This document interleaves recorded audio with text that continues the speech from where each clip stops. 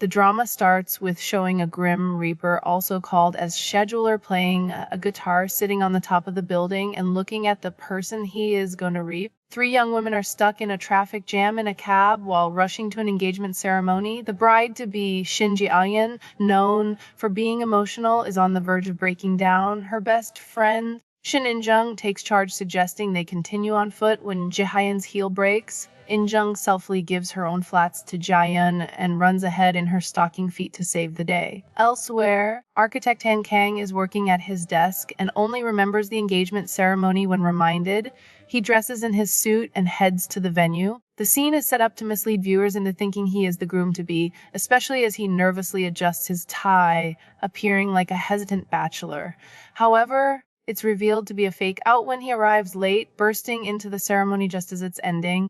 The happy couple remains undisturbed by Han Kang's late arrival, avoiding major drama until it becomes clear Kang isn't the fiancé, but someone who wishes he were. This subtle tension becomes more apparent as Kang interacts with the couple. Ji-hyun greets Kang warmly, but he coldly ignores her, focusing instead on her fiancé, Kang Min-ho. Ji-hyun seems used his dismissive behavior, but continues trying to win him over, though Kang resists, likely to hide his feelings. When Min-ho asks Kang to hold Ji-hyun's hand to prevent her from tripping, Kang awkwardly avoids it, prioritizing self-preservation. Only Ji-hyun's father notices something off about Kang's behavior. Min-ho explains that Kang is a childhood friend of Ji-hyun's and a brilliant architect, adding context to their complicated dynamic. On the lower end of the income spectrum, Song Ji-hyun lives a bleak life, eating instant ramen in her small apartment and working a monotonous job at a convenience store where she appears emotionally drained and unresponsive to others.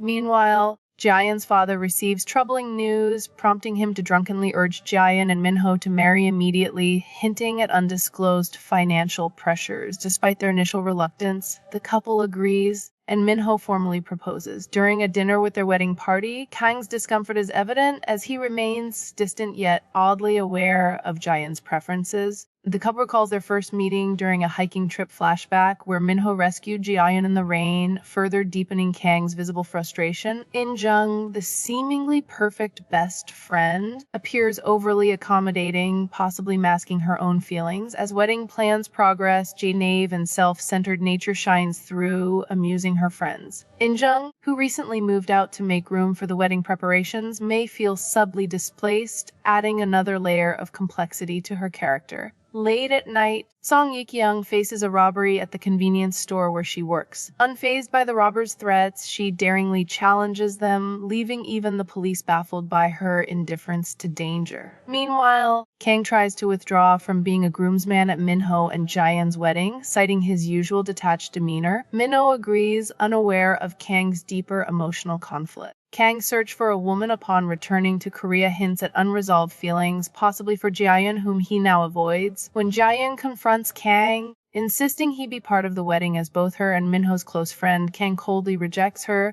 clarifying they are not friends and hinting at past grievances. Ji-hyun is hurt but admits she doesn't hate him, despite his harshness. Min-ho describes Kang as sensitive, having endured significant pain, adding depth to his character. The dynamics grow more complicated as In-jung, Ji-hyun's best friend, works as a secretary for both Ji-hyun's father and Min-ho, creating potential tension in their relationships. The situation suggests underlying conflicts that may surface as the story progresses. Ji-hyun shops for bridesmaid dresses, carefully selecting one for In-jung to match her with a groomsman. Meanwhile, the Reaper on his motorcycle prepares for a scheduled death but is disrupted when Ji-hyun, still haunted by a past tragedy, attempts to step into traffic. A man saves her, causing a multi-car pileup that complicates the Reaper's task. Amid the chaos, Ji-hyun avoids a motorcyclist but crashes into a truck, seemingly unharmed. She stands up only to see her own body in the car. Realizing she has died or is experiencing an out-of-body moment, Ji-hyun, in a state of shock, realizes she is no longer in her physical body, which is critically injured and unresponsive. She watches helplessly as her family and fiancé, Min-ho, grieve over her comatose state in the hospital. Unable to interact with the living world, she encounters the Reaper, who identifies himself as a scheduler responsible for guiding souls at their scheduled time of death. He explains that Ji-hyun's death was an unscheduled accident caused by Ji-hyun's suicide attempt, which disrupted his plans. The scheduler informs Ji-hyun that she has two options: accept her death and move on to the afterlife, or prove her life's worth by finding three people who genuinely love her. Evidenced by their tears for her, this condition offers her a chance to return to life if she can demonstrate that her existence holds significant value to others. Ji-hyun, desperate and unwilling to accept her fate, clings to the hope of finding those who truly care for her. The scheduler explains to Ji-hyun that not all tears count toward her goal, only pure tears of genuine love, excluding family members, will suffice. He demonstrates this at a funeral, showing how most tears are tinged with selfish emotions like pity or courtesy, while only one woman's tears, representing true love, emit a white mist. Ji-hyun, confident she can find three such tears within her 49-day deadline, accepts the challenge. The scheduler then introduces her to Ji-hyun, the woman whose body Ji-hyun will temporarily inhabit. Ji-hyun, a 28-year-old orphan with a troubled past, is connected to Ji-hyun's fate, though the specifics remain unclear. Ji-hyun reluctantly takes over Ji-hyun's body after she falls asleep. Waking up in her new form, overwhelmed but determined, Ji-hyun declares, "I'm Shin Ji-hyun," as she begins her quest to collect her tears and reclaim her life. After cleaning up in a dingy bathroom, she complains about looking like a hobo and ventures outside. The scheduler, a Reaper boy, appears, startling her, but she quickly warms up to him, breaking one of his rules by revealing her identity as Shin Ji-hyun. He scolds her, reminding her of the three rules: she must never reveal she is Shin Ji-hyun or face immediate death. She can only use Ji-hyun's body from 10 a.m. to midnight with penalties for lateness. C3, she must earn her own money and not harm Ji-hyun's body. Ji-hyun, though initially careless, promises to follow the rules, setting the stage for her challenging yet comedic journey to collect pure tears and reclaim her life. Ji-hyun confidently assures the scheduler she can easily collect 3 genuine tears, even joking about earning extra years for more tears, but he dismisses her optimism. He provides her with a cell phone counting down her 49 days, a panic button for emergencies, and a loan of 49,000 won to start her journey. Ji-hyun, still in Ji-hyun's body, takes a taxi to the hospital, where she watches her loved ones grieve by her comatose body. She reminisces about her past with Min-ho and checks for tears, but finds none after splurging on shampoo and lip gloss. Ji-hyun visits her friend's apartment, suspecting they might be with Kang. Meanwhile, Kang, brooding over their high school memories, heads to his Italian restaurant, leaving his architectural career unexplained. Ji-hyun's determination to collect tears and her interactions with the scheduler set the stage for her emotional and comedic quest. Ji-hyun, in Ji-hyun's body, visits Kang's restaurant and orders her favorite dish, eating heartily. However, she realizes too late that she spent all her money and can't pay. Kang steps in and covers the bill, letting her go. Grateful, Ji-hyun vows to repay him once she's back to her normal self. Sitting at a bus stop, she finally remembers she's completely broke, highlighting her naivety and the challenges she'll face in her quest. She searches for a job but finds nothing she's qualified for, so she ends up back in front of Kang, begging for even a temporary position. He initially refuses, but seeing her bruised face and nervous tick reminding him of Ji-hyun, he offers her money instead. Offended, she rejects the handout and storms off. However, Kang, too proud to chase after her himself, sends a waiter to offer a job long hours with low pay. Despite the harsh terms, she happily accepts, only to realize she needs to borrow bus fare. Exhausted, she wonders why she's so tired, then realizes it's because she's using a body that should be resting. At home, she looks for a place to hide her shampoo and stumbles upon boxes filled with Ji-hyun's pre-accident belongings. Excited to find non-hobo items, she stashes her things there. Though it's still early, she decides to lie down, and the moment she falls asleep, Ji-hyun's soul pops out of Ji-hyun's body. Strangely, she no longer feels tired, but quickly realizes she's powerless in her spirit form, unable even to open a door. In a panic, she presses her emergency button. Probably the worst mistake the Reaper ever made was giving her that thing. Meanwhile, Reaper Boy is vibing at a club adorably. I might add when his phone buzzes with a painful, torture-level vibration that forces him to answer. Turns out he can't ignore it even if he wants to. He appears expecting a real emergency, only for her to ask, "Can you open the door?" His face says it all, pure exasperation. With heavy sarcasm, he asks if she seriously summoned him just for that. Completely unfazed, she explains that it is an emergency for her since she physically can't open doors. She then wonders why, since ghosts are supposed to be able to pass through things, right? The Reaper, talking to her like she's 5, explains that she isn't fully dead, hence why she can't pass through things. She recalls how Minho walked right through her at the hospital. The Reaper clarifies, to people who see her as dead, she is just that. Interesting, so the rules depend on perception. Ji-hyun stirs, making Ji-hyun uneasy. She asks the Reaper to get her out of there. She still sees Ji-hyun as a stranger, but he reminds her that schedulers don't interfere and it's her job as a 49er to adjust. Then poof, he's gone. Ji-hyun watches Ji-hyun's bleak routine instant noodles, then work. They silently stand at opposite bus stops, mirroring each other's loneliness. Later, Ji-hyun visits the hospital, where Minho watches over her comatose body. He whispers, "What should I do?" She pleads for him to just cry, to stop holding it all in. Meanwhile, Ji-hyun's secret admirer, who saved her from the suicide attempt, visits the convenience store and expresses concern for her health. Ji-hyun, realizing he's her rescuer, insists on repaying him for the hospital bill and asks him not to interfere further. The next day, Ji-hyun, now in Ji-hyun's body, cleans up and dresses nicely, surprising everyone at Kang's restaurant. Heaven. However, her lack of waitressing skills shocks the staff, including Kang. At the hospital, Ji-hyun's family and friends struggle with her comatose state. Her mother has a breakdown, while In-jung cries over old photos and Ji-hyun's wedding dress. Ji-hyun, unaware of these tears, continues her quest to collect genuine tears, hoping to reclaim her life. Ji-hyun struggles to stay awake at work until Minho walks in asking for a drink. Suddenly, she's wide awake, giving him way too much attention. Kang notices immediately, his competitive instincts kicking in. She oversteps boundaries, but can't help herself, it's Minho. Kang, irritated, sends her home, but instead of leaving, she waits outside for an hour until Minho, drunk, is carried out of the restaurant. She rushes to help Kang, but is what the hell, lady? Expression says it all.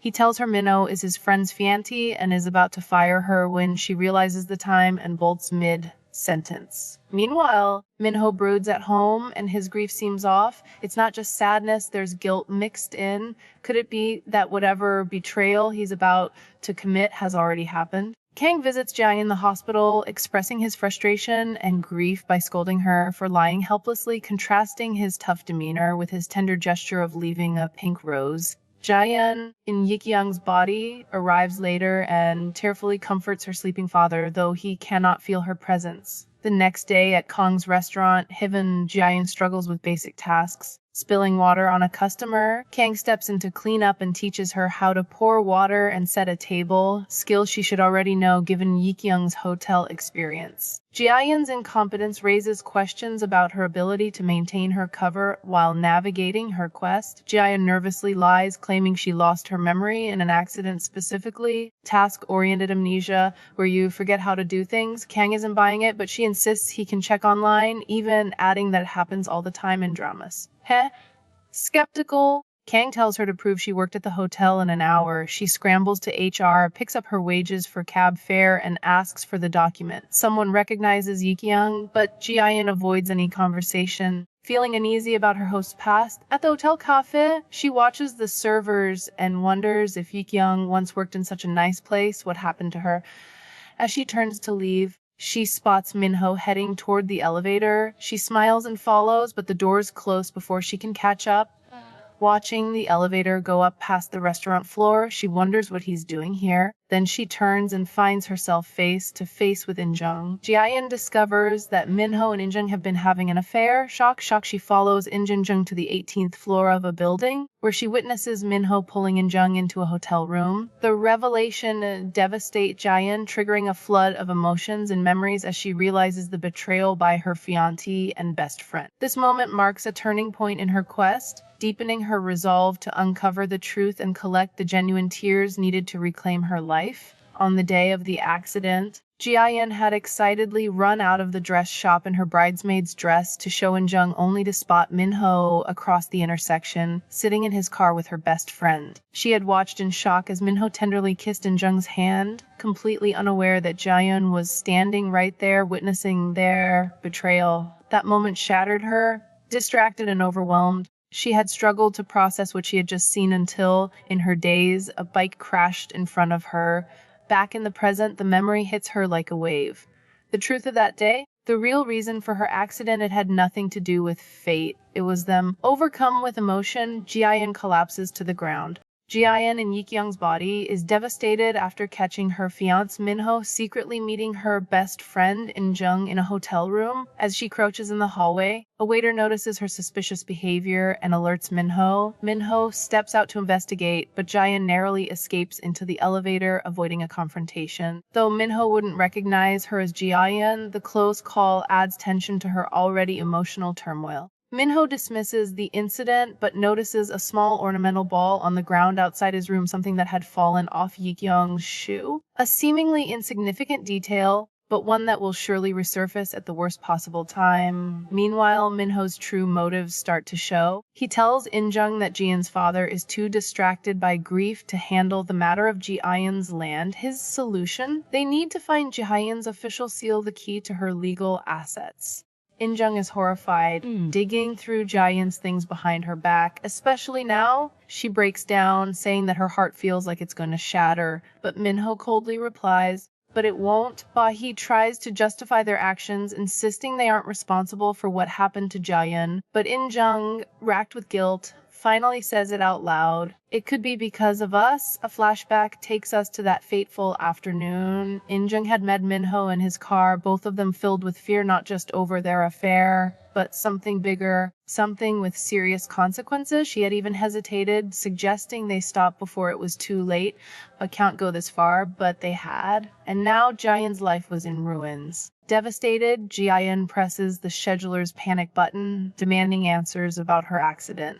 The scheduler evades her questions, calling it a secret of nature, but Ji-hyun's emotional plea softens him slightly. He maintains indifference to her personal drama, refusing to reveal more about the affair. Ji-hyun cleverly throws his own rules back at him, pointing out she can't confront Min-ho without revealing her identity, leaving the scheduler momentarily speechless. This exchange highlights Ji-hyun's growing determination and the scheduler's begrudging involvement in her quest. As Ji-hyun watches Kang walk away, she feels completely defeated. But just as she's about to break down, he suddenly reappears, poof, reminding her to focus on the present and the 46 days she has left. His words snap her back to reality, making her remember why she went to the hotel in the first place, to get Yi-kyung's work history. She rushes back to the restaurant where everyone already assumes she's a liar who faked her re-summy. But to their surprise, she actually returns with proof of her employment. Kang, still skeptical, reminds her that she was supposed to be back in an hour and she's way past that deadline. Struggling to hold back tears, Ji-hyun stammers out the real reason for her delay. She had seen her fiancé with another woman at the hotel.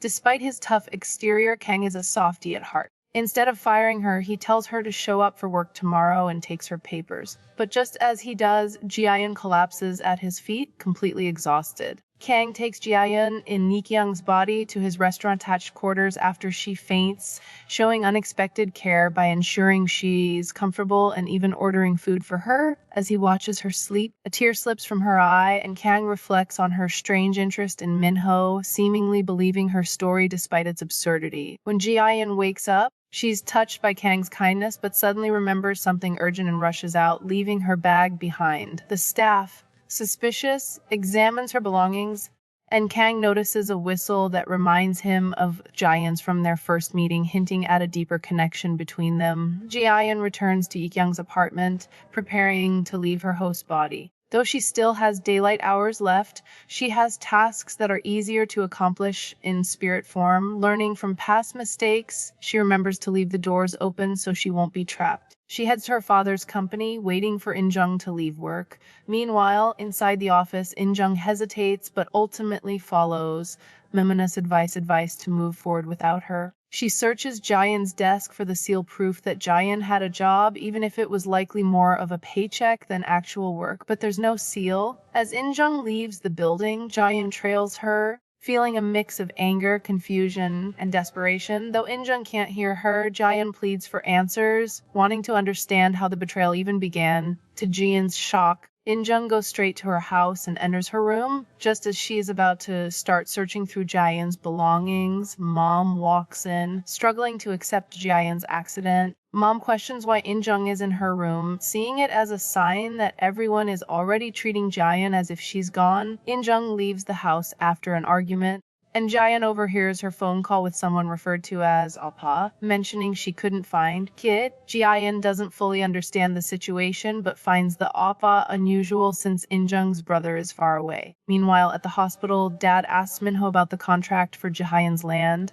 Minho reassures him that it's taken care of, which reveals he hadn't fully completed the task when expected and is now trying to fix his mistake. Ji-hyun follows Minho to his apartment, grappling with her feelings about his infidelity, since he seemed to love her and shared everything with her. However, she's shocked to find In-jung waiting for him inside, revealing their secret meetings and her knowledge of his passcode. Her anger shifts when she overhears their conversation about a seal which Minho needs for a deal. Ji-hyun had thought she gave him the seal, but it turns out she accidentally gave him lipstick instead. Minho's comment about the land Ji-hyun might still have suggests a plan to use her father's finances for their own gain, making their actions seem more sinister than just an affair. Ji-hyun, disillusioned after leaving Minho's apartment, reflects on the scheduler's task of collecting 3 pure tears, realizing it's more difficult than she expected. That night, she briefly takes over Yi-kyung's body to lock the door, showing her growing reluctance to face the world. Meanwhile, Yi-kyung heads to work, bringing cash to repay a good Samaritan for her hospital fees. He offers to explain why he was at the accident site, but she's uninterested, although he intrigues her with a cryptic statement. Later, Yi-kyung notices something different about herself. When she touches her hair, it feels cleaner than usual. After Yi-kyung comes home from work, Ji-hyun spends the night listlessly, feeling detached from her task. She doesn't take her allotted time and lets Yi-kyung live her own dreary life. The two women, burdened by their struggles, mirror each other in their sorrow. Ji-hyun wonders if Yi-kyung has experienced a similar betrayal. The night turns to day, and with 44 days left on the calendar, Ji-hyun tries to avoid her scheduler phone, but it's caught by the scheduler himself. He warns her not to waste her time, threatening to call the elevator to heaven. This motivates Ji-hyun to get up, and she reluctantly returns to Kang's restaurant. Thankfully, Kang's attitude is more resigned now, and he offers her a meal, which she appreciates more than she realizes. She silently thanks him for his care, something she didn't notice when she was alive. Kang and his manager are shocked to see Ji-hyun in Yi-kyung's body improve her waitressing skills, as her previous incompetence had set very low expectations. Later, Seo arrives at the restaurant, and Ji-hyun is initially happy to see her, but her mood sours when In-jung accompanies her. While taking out the trash, Ji-hyun encounters Minho, who thanks her for helping him when he was drunk. Ji-hyun, unable to hide her anger, coldly asks if she's supposed to remember him and walks away in tears, leaving Minho puzzled. Ji-hyun overhears a conversation where the girls have decided to take turns caring for her since her parents are worn out. Minho mentions the difficulty of managing her father's company, while Kang emphasizes that her father's well-being is more important than the company. Ji-hyun is rattled to learn her mother is in poor condition, unable to eat or sleep. She drops a pitcher of water, and Kang stops her from cleaning it up, sending her to rest. Outside, Ji-hyun takes a moment to cry, apologizing to her mom. Her moment is interrupted by the scheduler, reminding her she has an hour left to return to her body. Realizing her work hours are until midnight, she braces herself to ask her boss for an early leave. Meanwhile, Kang and Minho are discussing business, with Kang hired to design a building on Ji-hyun's land, a project Minho is involved in. Ji-hyun barges in, requesting the adjustment to her hours, glaring at Minho. Ji-hyun in Nikkyun's body explains to Kang that she can only work until 11 p.m., citing someone at home who depends on her. Kang reluctantly agrees, surprising Minho, who questions Kang's unusual leniency. Minho teases Kang about his apparent interest in Ji-hyun, while Kang deflects, noting Minho's seemingly composed demeanor despite Ji-hyun's condition. Minho puts on a brave face, claiming he's acting as Ji-hyun would have wanted, but Ji-hyun, overhearing, scoffs at his insincerity. Realizing Minho's true nature, Ji-hyun decides to retrieve her official seal before he can use it for his shady plans, determined to protect her family and thwart his schemes. Ji-hyun calls the scheduler, asking for the ability to move things just long enough to retrieve her seal.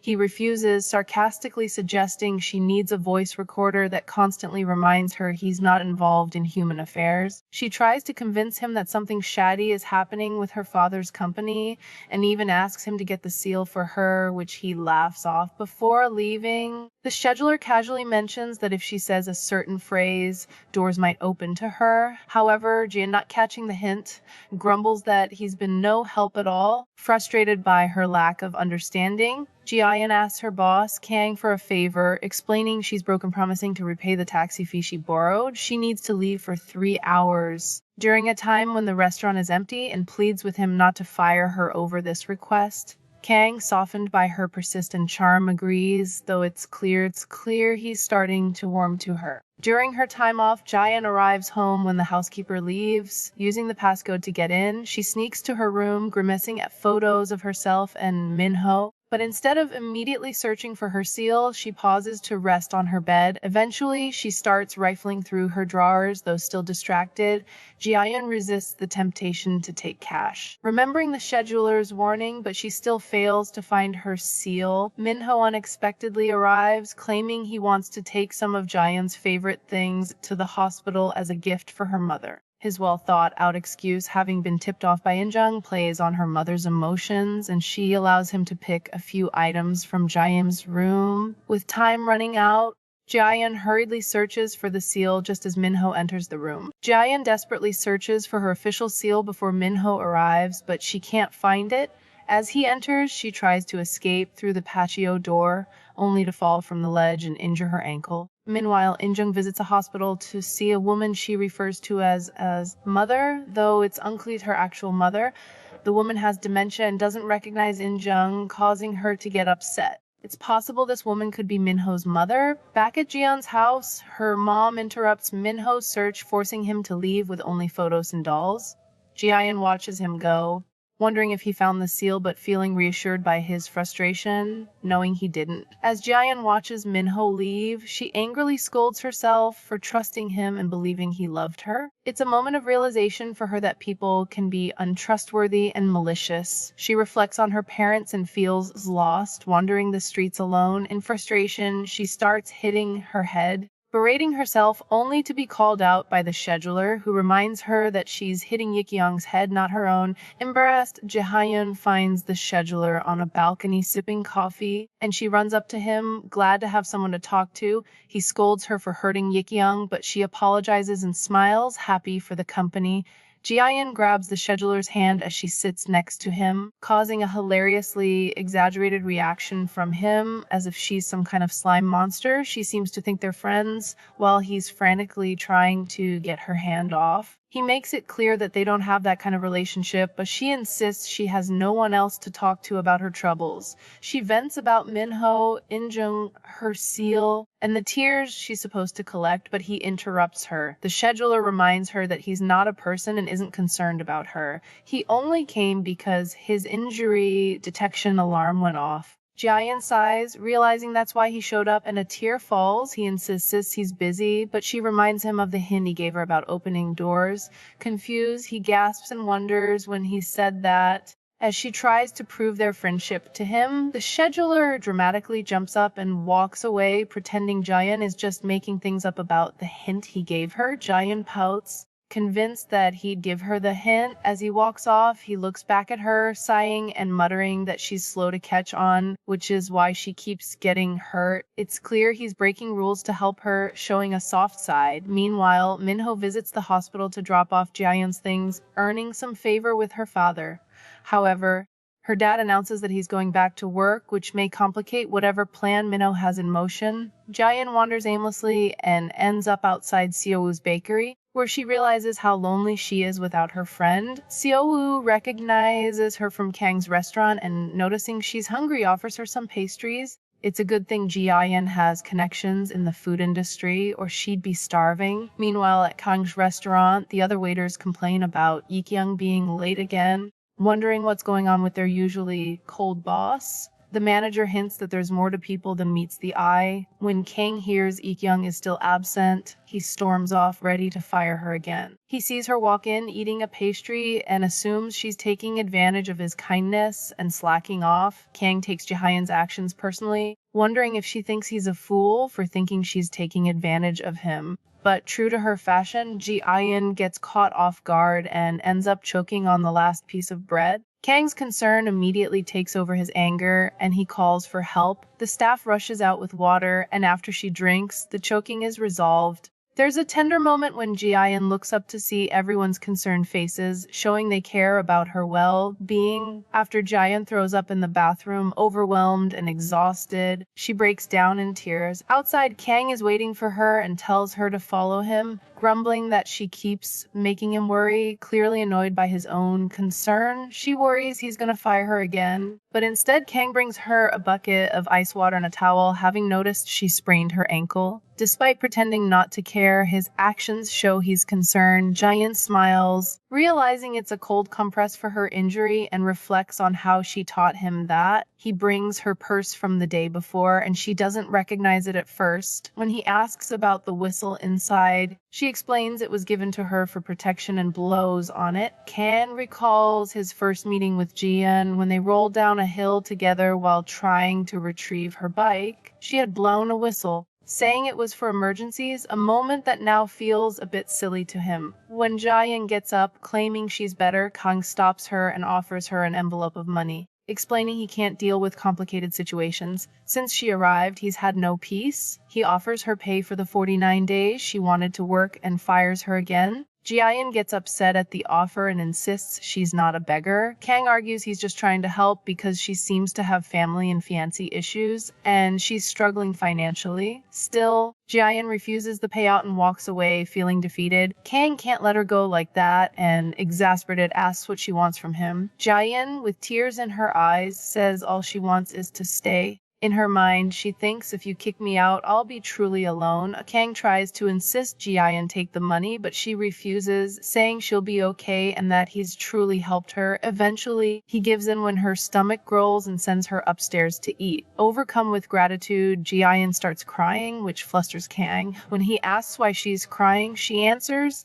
"Because I have tears," and explains it's because she's grateful. Meanwhile, In-jung visits a bridal shop to retrace Ji-hyun's steps in search of her seal. The shopkeeper gives her a harsh reality check. Ji-hyun had been focused on making In-jung's bridesmaid dress perfect, even picking a handsome groomsman for her. In-jung realizes how much Ji-hyun had cared about her, making her betrayal all the worse. Meanwhile, Minho's land deal's on the brink of falling apart, and he begs for more time. Minho unexpectedly shows up at heaven, and despite her anger, can't hide her reactions around him. She glares at him from a distance, but is also visibly shaken by his presence. He notices this and tells her not to make a fuss about him. He then steps outside to take a call from Secretary Shin. Ji-hyun, suspecting it might be In-jung, follows him to eavesdrop. She overhears Minho mentioning her name and telling the caller to stop crying. He also reveals that this plan has been in the works for 2 years. Ji-hyun is confused, as she only met him less than 2 years ago. Ji-hyun realizes that her meeting with Minho may not have been a coincidence, though she hasn't fully connected the dots yet. Minho notices her nearby as he's finishing his call and tells her to stop, implying that he knows she's up to, but claiming she's not his type. Ji-hyun scoffs at his arrogance, retorting that he's delusional and calling him out for being insincere and manipulative. As she insults him, her tear necklace starts glowing red, causing her pain. The scheduler suddenly appears between them, warning Ji-hyun that she's dangerously close to revealing her true identity. If she does, the necklace will break and her 49 days will end. Ji-hyun nods in understanding of the scheduler's warning, but Minho stares at her like she's lost her mind. Kang approaches, seeing the two of them together. Minho questions Ji-hyun, and she responds by accusing him of trying to seduce her, which causes her to storm off. Later, Ji-hyun, in her own body, notices her ankle injury and clean hair. As she checks herself in the mirror, a stalker-like figure enters. He reveals that he knows a lot about her, including why she went to a certain place and the scar on her wrist. Ji-hyun recalls him as a neurologist she saw near the time of her accident. The revelation adds to the eerie vibe, and the man's name is revealed Non Kyung-bin, MD. Ji-hyun finally remembers the stalker. Non Kyung-bin, but she doesn't seem to welcome the memory and warns him not to mess with her. It's unclear if she's in denial or if she actually has missing memories. Meanwhile, In-jung talks to Min-ho, revealing that she visited his mother and insists they have enough money to take her abroad. However, In-jung is concerned about Ji-hyun's dad and the potential consequences of losing his company, so she pushes for a hostile takeover. Min-ho confirms this was part of their plan all along. The story also reveals that Ji-hyun's rescue by Min-ho was orchestrated by In-jung, who set a trap for Min-ho to swoop in and play the hero. The theater encounter was also part of this plan. Ji-hyun, in her spectral form, watches as Min-ho and In-jung reveal their manipulation, including how long their plan has been in motion. Min-ho admits that if things had gone as planned, he would have been married by now, and reinforces the idea that Ji-hyun's father has given up on her. This sends Ji-hyun into a fit of anger and sadness, but she quickly gains a sense of vengeful determination. Back at the hospital, Ji-hyun confronts In-jung, accusing her of thinking that her meeting with Min-ho was fate, while In-jung reflects on the betrayal. In-jung silently acknowledges that Ji-hyun had a role in the events that led to this betrayal, making it unclear if she feels guilt or justification. Ji-hyun, as a ghost, confronts In-jung about her betrayal, blaming her for the accident and accusing her of doing it all for money. In-jung reflects on Ji-hyun's ability to avoid getting hurt, hinting at the depth of her feelings. Meanwhile, Ji-hyun notices a stuffed kangaroo Min-ho had brought from her room, triggering a memory of when she placed her seal in its pouch.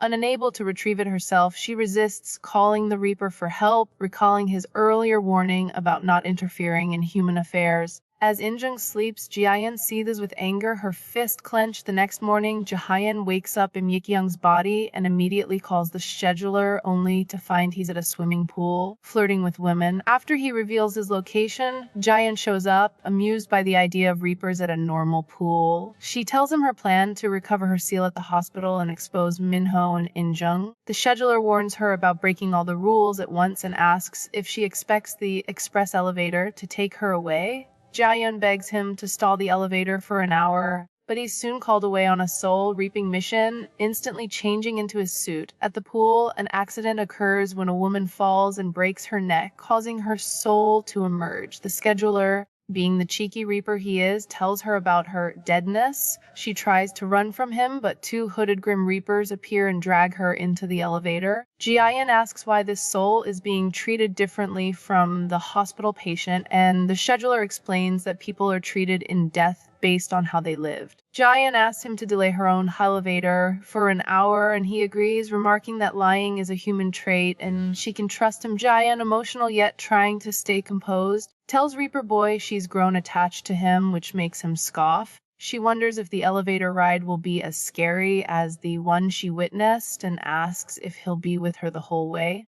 Realizing time is running out, she hurries off, leaving him bemused by her lack of a request for a ride. Meanwhile, Min-ho picks up Ji-hyun's parents for what was supposed to be their wedding day. At the hospital, In-jung searches for Ji-hyun's seal, while others, including Kang and Seo-woo, are also present. The nurse informs Min-ho that the stuffed animals have to go due to health concerns. Kang is surprised to run into Ji-hyun in Ji-hyun's body at the hospital entrance, and she panics, yelling at him about closing the store. He assumes she's sick and being treated there. She doesn't have time to explain and rushes inside, where she hides as Min-ho leaves the room with a kangaroo toy. Outside, Min-ho calls In-jung, frustrated about her lack of progress in finding the seal. Meanwhile, In-jung, leaving Ji-hyun's house, sees a stuffed toy in her cabbie's rearview mirror, reminding her of the day Min-ho gave Ji-hyun the kangaroo with jewelry inside, which Ji-hyun had called her new treasure box. In-jung rushes to the hospital to find the seal, but it's already gone and Min-ho isn't answering his phone. Both In-jung and Ji-hyun hail cabs, racing towards different destinations, leading to a chaotic wild kangaroo chase.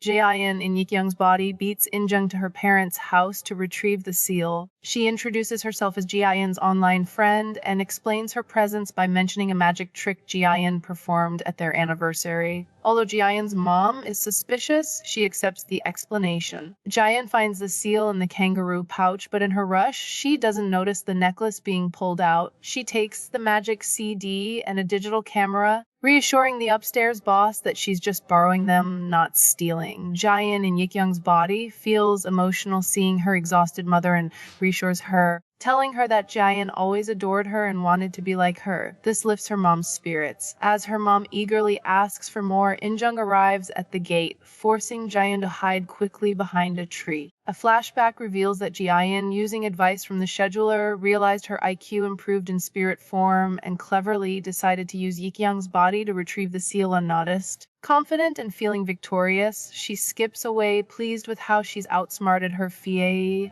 In-jung arrives at Ji-hyun's house, pretending to have forgotten her phone. But she finds nothing in the kangaroo doll. She casually asks Ji-hyun's mom about the dolls, but her odd behavior raises suspicion. Despite having lived with the Shin family for years, In-jung forgets that Ji-hyun's mom avoids certain foods, making her actions seem off. Mom, feeling guilty about not offering In-jung food earlier, mentions an unknown friend of Ji-hyun's, which piques In-jung's curiosity. In-jung shares her suspicions about Ji-hyun's mysterious friend with Min-ho, but he brushes it off, saying there's no motive for the friend to be involved. He also hints that everyone has secrets, which makes In-jung suspicious of him. Meanwhile, Min-ho assures her that he'll handle the Haemido land deal, promising a solution with more time. At the restaurant, Kang continues to be troubled by Yi-kyung, whom he encountered at the hospital. He wonders if she really is terminally ill and expresses regret for not sending her away earlier. Manager Oh is clearly amused by Kang's frustration over Yi-kyung, teasing him about his feelings, while Kang continues to deny it, claiming he's just bothered. Ji-hyun, meanwhile, comes to the restaurant on her day off to hide her seal, avoiding being seen by manager. Oh, she stumbles upon Kang's living quarters and overhears him singing badly in the shower, which she misinterprets as him not caring about his injured friend.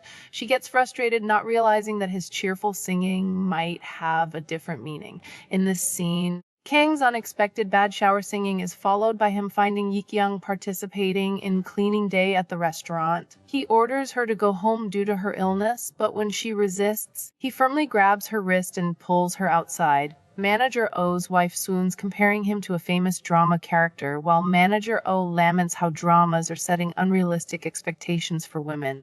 Yi-kyung notices Kang's concern about her health and jokingly tells him he only has 42 days left to tolerate her. When he mistakenly thinks she's referring to her death, she clarifies, offering that he won't have to see her after those days. Kang, trying to mask his feelings, pretends to be grumpy and indifferent, but Yi-kyung sees through his facade. She realizes that he's actually considerate and kind to her, contrasting with his earlier heartless behavior toward her. Kang quietly watches Yi-kyung clean, trying to act indifferent but subtly helping her, which doesn't go unnoticed by Manager O and his wife. Meanwhile, Min-ho reflects on his earlier meeting with a doctor who confirmed that Ji-hyun is brain dead, though it's unclear whether Min-ho's distress is due to guilt, sadness over her health, or both. Min-ho overhears Ji-hyun's father arguing with the doctor, who shows signs of distress. Later, Min-ho takes him out for dinner and reveals that the contract wasn't completed before Ji-hyun's accident. He admits that Ji-hyun gave him lipstick instead of her seal, meaning her land cannot be sold without her declaration of incompetence.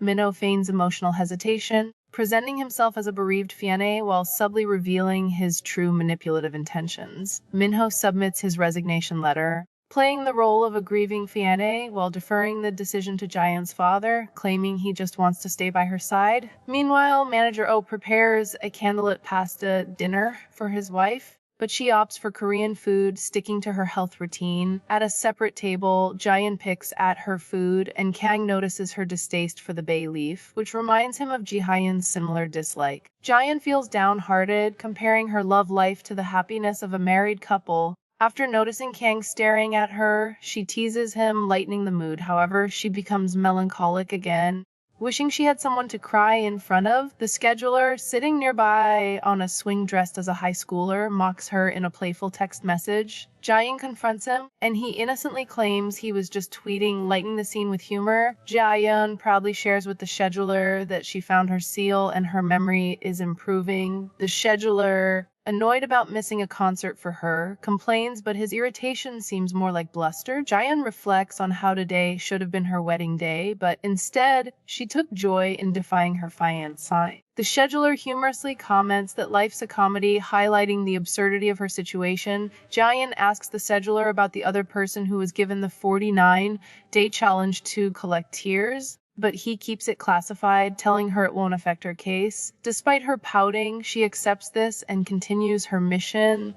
That night, she chats to Ji-hyun, who can't hear her, and it's both annoying and endearing at the same time. The scheduler, who dislikes Ji-hyun's apartment, calls Ji-hyun out and takes her to a department store where he suggests shopping to cheer her up. His expressions are hilarious, adding a fun dynamic to the scene. The scheduler uses his magic to put Ji-hyun in various outfits, which she finds too revealing and calls him a pervert. He teases her about her figure, and despite her protests, she eventually embraces the shopping spree. She even chops off her hair, feeling empowered. Ji-hyun reflects on how good she feels, realizing she has two people on her side, him and Kang. Though the scheduler denies being truly on her side, she's grateful for his help, taking what she can get.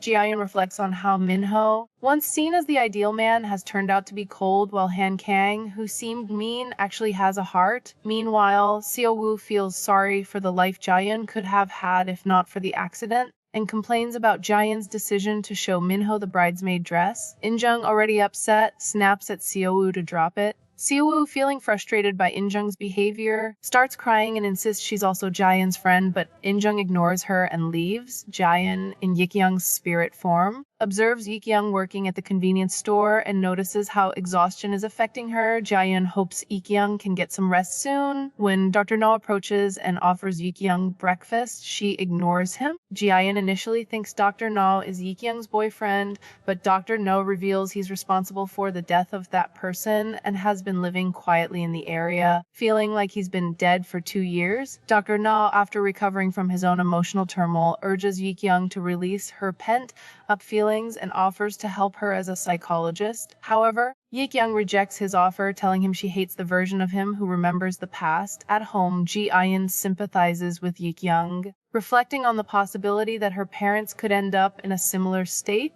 This thought brings Ji-hyun to tears. Later, when she is in her own body, Ji-hyun reviews family photos and vows to return to her parents, starting with her list of potential criers. Ji-hyun, unable to access anyone's phone numbers, asks Kang for permission to use his computer, which he grants without hesitation. She finds the phone numbers she needs online and plans to contact one person each day. However, her long work hours complicate scheduling these meetings. Meanwhile, Minho makes a fake phone call to draw Ji-hyun's father into a conversation, subtly pushing the need to declare Ji-hyun incompetent in order to proceed with the Haemido land deal. Minho manipulates the situation by returning his resignation letter to Ji-hyun's father and pretending he wants to quit to take care of Ji-hyun, which causes his father to become angry and push him to stay involved in the business. This tactic makes Minho appear like the good guy, deflecting suspicion. He then texts In-jung, assuring her everything is under control. Minho meets with director Jung to finalize a deal where they agree to cover the Haemido land deal payment with the condition that if Ji-hyun's seal is found, they'll proceed with the original terms. It seems Minho is setting up Ji-hyun's father for failure so he can take over. Ji-hyun approaches Kang with a proposal to make her work a freelance part-time job,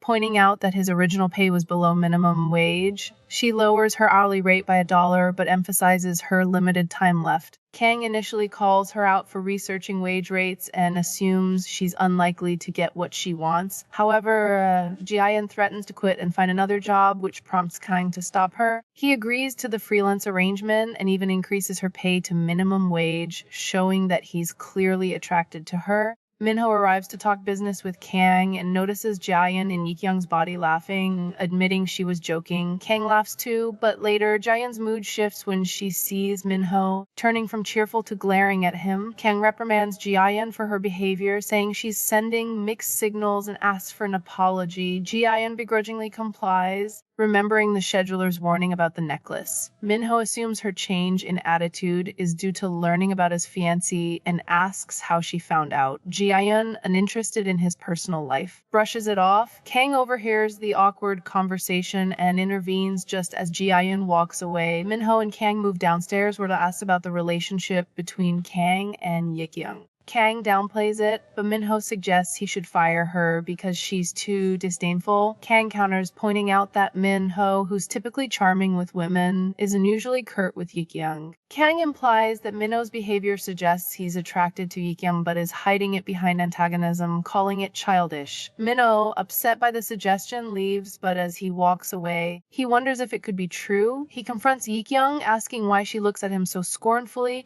She cheekily replies that he probably earned it. Provoked, Minho grabs her arm and mutters, "You're acting pretty funny?" Just as someone else approaches,